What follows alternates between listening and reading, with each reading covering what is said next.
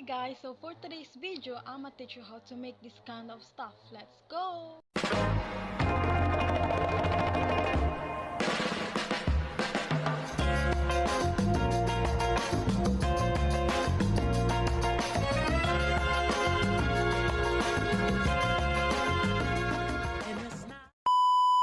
Una mga mima ko ay kumuha kayo ng panukat. Pwedeng planggana na maliit or kahit na anong panukat basta bilog. Tupiin nga lang yun ng 2 beses tapos ay gugupitin na. Magupit nga rin pala kayo ng pahaba, dapat ay sukat sa inyong balikat dahil yan nga yung gagawin nating tangkay. Tahiin lang muna natin sa labas dahil yan ay babaliktarin natin pagkatapos na matahi. At pagkatapos ko ngayon tahiin ay binaliktad ko na. Bale 2 piraso ng ganun kahaba yung tinahi ko dahil magkabilaan na nga. Kailangan nga rin pala natin putulan dito sa may dulo dahil dyan nga natin ilalagay yung tangkay. Binaliktad ko nga lang ulit yan mga mima ko dahil tatahiin na naman ulit natin yan. Palibot ko nga pala yan tatahiin mga mima ko. At dapat mga mima ko i-secure natin itong tangkay, dapat ay damihan natin yung tahi para matibay. O diba, at ang pagkadami-dami man ngang tahi.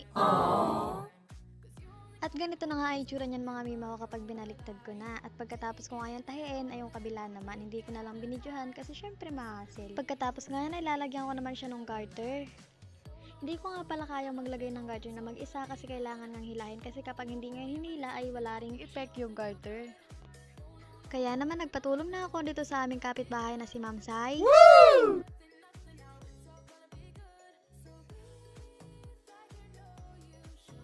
At pagkatapos ko nga tahiin yung sa may garter mga mima ko ay pinagdugsong ko na nga ito. Kailangan nga pala natin tubayan yung pagkakatahi natin dito sa pagdudugsong para nga ni matibay. Woo! Tapos nga niya ay lalagyan ko din yan ng tela dito para nga may pang support. Ay sana all may support. Ay. Yun.